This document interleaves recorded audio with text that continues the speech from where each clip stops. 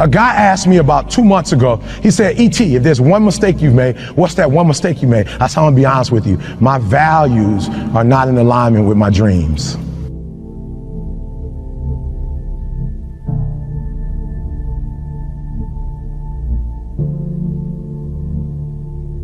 He said, E.T., what do you mean by that? I said, I want to tell you a story. I got a good friend of mine he came to me and said, Eric, my marriage is not where my marriage needs to be. I need to make some adjustments. I see you and your wife. I see how much time you spend with your wife, how much time you spend with your children. And I want that.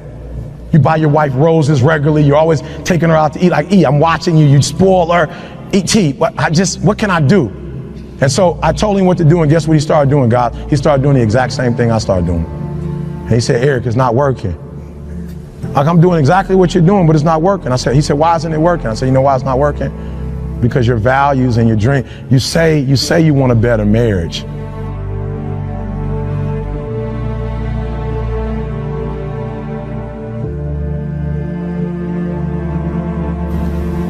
But I told you need to iron your wife's clothes. You know what he told me? After a while, he said, I'm gonna be honest with you, Eric. I know, you told me to iron, you told me to wash, you told me to cook, but where I come from, he said, I'm gonna be honest, Eric, when I do that, I feel like a punk. And I said, and that's why you're having a hard time doing it. Because your value system says a man is not supposed to iron, a man is not supposed to cook, a man is not supposed to wash dishes. That's what your value system says. So you're doing one thing, but you're going against your own value system. The reason why I'm having such an easy time washing clothes and cooking and ironing, you know why? Because nothing is as important to me as my marriage. And I would rather be happy. I would rather be happy than to say I ain't no punk. Make me a punk. I want to be a punk.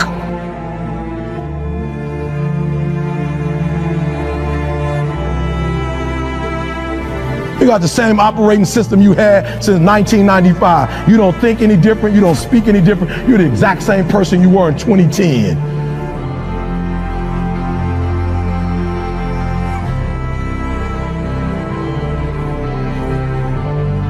You got to be obsessed with improvement, guys. Last one. Come on. This was so important because some of the greatest minds are going to be in front of you today. Some people in this room who are not just talking it, they've lived it. But here's the problem. The problem with most people is that you're not obsessed with improvement. You're obsessed with making money. You're obsessed with taking your business to the next level. And can I be honest with you guys? When you become obsessed with improvement, I will spend more time learning in Australia than I will speaking. I'm going to say it again because you missed it. I will spend more time sitting under people. I will spend more time with Glenn. I will spend more time with Aaron. I will spend more time learning than I will speaking in this country. I will walk away with stuff I never heard before, books I've never read before, audios that I've never seen before, going to conferences that I've never gone, hanging out with people that I've never hung out with before. This is nothing, guys. This is just the desserts. Listen to me very closely. If you don't have belief, if you don't have hope, if you don't have faith, you ain't got nothing.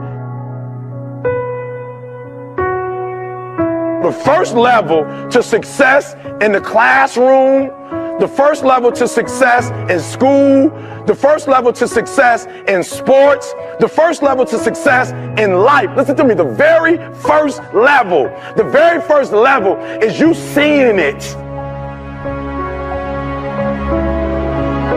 Like it's clear to you, like you know exactly what you want.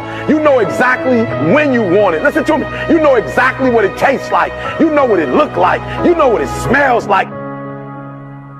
Before you really blow up, and you get success, like you literally have it in the palm of your hand without having it. What does your dream look like? What does it smell like? What does it taste like?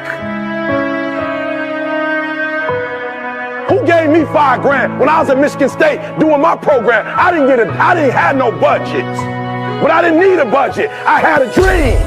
I didn't need no help. The president never came and said to me, E.T., we're going to help your program for this institution blow up. The president never came, and I never quit. I never gave up. Why? Because it wasn't her dream in the first place. It was my dream. It was my goal. I don't expect you to believe in my dream like I believe in my dream. And the problem with some of y'all is you want somebody else to support your dream. It's yours. It's yours. It's your dream. If you wanted to happen, get your butt up and make it happen. If you wanted to happen, rise and grind. had a teacher in the PhD program to tell me I love it. She said, Eric, you don't write well enough to get a PhD. I said, thank you. You're going to be the first person I call when I finish and sign you a copy. The people who blew up, they blew up because there was something that was going wrong in their life, and they took that pain and they turned that pain into something. How do you go to class when it's 10 degrees and 12 inches of snow? You know how you do it? Because you know your mama broke and she working 2 jobs and taking out a loan for you to go to school. I laugh at kids whose parents are broke and they up there partying like everybody else. Your mama broke. Some of us, we taking out loans and sending it home so people can pay rent. That money ain't even going to college, and we still going to parties. I'm saying, what kind of brotherhood is that? When you got my man up at 2 o'clock in the morning, washing your car and going to get you groceries when you should be helping this kid to study. Listen to me, if you don't have hope, if you don't have faith, if you don't have belief, you ain't got nothing.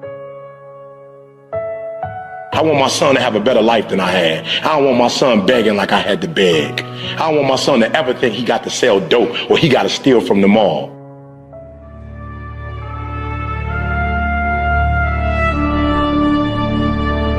Absolutely nothing you can't accomplish. Nothing, I don't care tests, I don't care what it is. Whatever you're going through in your life, you should feel like you could beat it, all right? The day you become content, the day you stop evaluating yourself, the day you stop growing, the day you stop getting better is the day you die. Is the day the person who's trying to catch you will get you. If you're not where you want to be, it's because you're not who you need to be right now. And dreaming and hoping is not going to change your situation. I'm not saying there's anything wrong with dreaming. We'll talk about that. I'm not talking about, not having a vision. You need to have a vision. But listen to me. You are where you are because of who you are. And if you're going to get somewhere else, you're going to have to change. You can be, you can have, you can do whatever you want, but you're going to have to free yourself and stop being a victim and waiting for somebody else to open up an opportunity for you, to open up that door for you, to do for you. If you don't do for yourself, I apologize. I apologize. I wish they would man up and tell you what they need to tell you. Your boss would say they're sorry. Whoever owes you an apology, but trust me, you might die and never get one. And if you're waiting on that, you might be in a hostage situation for the rest of your life.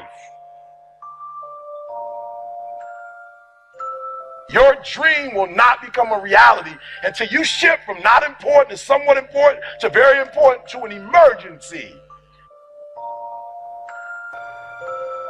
You hear me? Some of you have been knocked out by life and you got up and saw the blood and he hit me. Sometimes in life you have to hit back.